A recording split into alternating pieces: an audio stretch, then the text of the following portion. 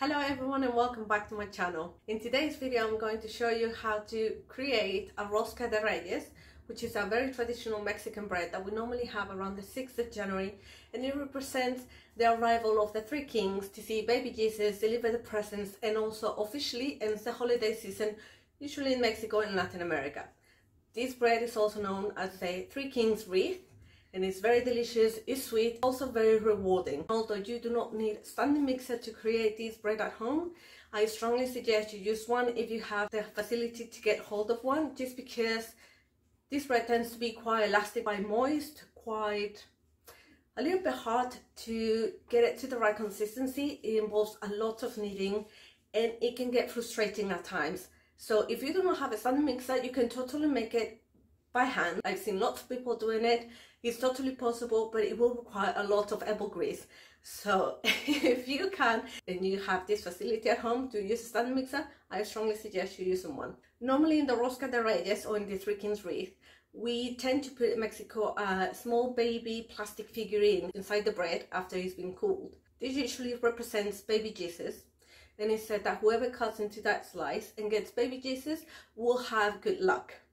They will normally make a party around Candlemas Day, which is on the 2nd of February, to gather people around and to celebrate the fact that they got baby Jesus in the rosca.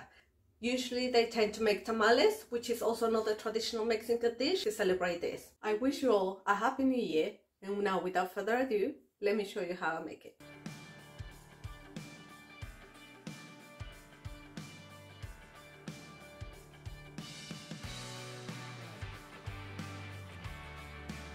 In a bowl we're going to add half a cup of warm milk, 1 sachet of active yeast, which in this case is about 7 grams,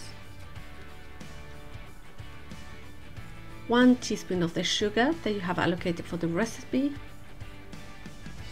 Now just mix it up and add 1/4 cup of the flour that we have allocated for this recipe.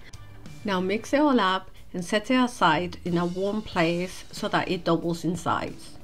In this case I'm going to use my Instant Pot in the yogurt setting to just keep it nice and warm. You'll probably need to leave it there for at least half an hour. In a standing mixer, add all-purpose flour, sugar, the zest from 3 oranges, 3 eggs, as well as 3 egg yolk replacements, or you can use egg yolk if you prefer. I didn't want to waste the whites, so I decided to use an egg replacement instead. Add some salt as well as butter. I didn't have the full amount just in butter, so I end up substituting some of it with some vegetable shortening.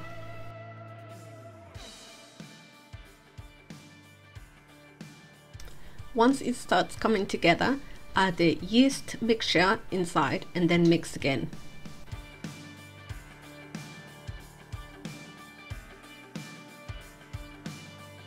So this dough is very nice, soft and moist, but it doesn't stick. As you can see, it's falling off the hook in the bowl because it's so stretchy and so elastic. To get to this consistency, it took the standing mixer about 20 minutes straight. Now I'm going to use the Instant Pot also to help the dough rise, just because at the moment my kitchen is not that warm, so I'm going to make use of this. Alternatively, you can always put the dough in a bowl inside your microwave, just don't turn it on and then just leave it there until it rises enough. So just put it inside your container where you're going to proof it, and ensure that you coat it with enough butter just so that it doesn't develop a crust. And again, I will put it in the yogurt function in my Instant Pot. You don't have to put the lid on like I did. Ideally, actually don't put it on, just put a plate on top in case the dough rises a lot. You won't be able to open the lid. I completely forgot that, so I put the lid. Luckily, it didn't happen. So just leave it there for about 1 hour. For the topping, we're going to need 3/4 cups of all-purpose flour, half a cup of icing sugar, as well as 1 egg yolk replacement. I'm also going to need 6 tablespoons of vegetable fat. In this case, this is the only one that I have found that actually works. If you use margarine for this or butter, it will just melt away. So if you can, do try to get hold of this brand because it's the only one that I have found that actually works. We're also going to need some vanilla paste for flavoring. Now mix all the ingredients up and just bring it all together into a bowl. Now let it rest in the fridge whilst you move on to the next step. Now roughly 2 hours passed since my dough was proofing, so just bring it all out on that lightly flour surface. Knead it slightly. As you can see, it just doesn't keep its shape, it kind of falls apart, but it doesn't stick to your hand. It's very moist for all the butter and the vegetable fat that is got in it. Now bake in tray with some parchment paper or some greaseproof paper, put your dough and make a hole in the middle so that you can make a ring, kind of like a huge donut. You are gonna have to be fast because, as you can see, this dough is very pliable, it stretches very easily. And then just try to make a huge hole in the middle, because once it's cooking it's going to grow, so the hole is going to become slightly less bigger. So do try to leave as big a room in the middle as you can. Now you're gonna have to set it aside to proof yet again for at least 45 minutes or until it can grow at least twice as big. If you can leave it for longer, I put it in my oven. It wasn't turned on, I just had the light on and I just left it there. Now bring your topping piece out of the fridge and just roll it out in between two pieces of plastic, or in this case I'm using the ready roll sheets that come with icing to roll them out. Now cut the small strips like chunky rectangles that are going to be placed on top of the rosca. And then you can go ahead and add any decorations that you want. In Mexico we normally use candied peel fruit. Here in the UK it's a little bit harder to find, so I'm just using glazed cherries, which I cut in half, as well as some figs, some apricots, just anything that you can get hold of. Brush it with some cool butter.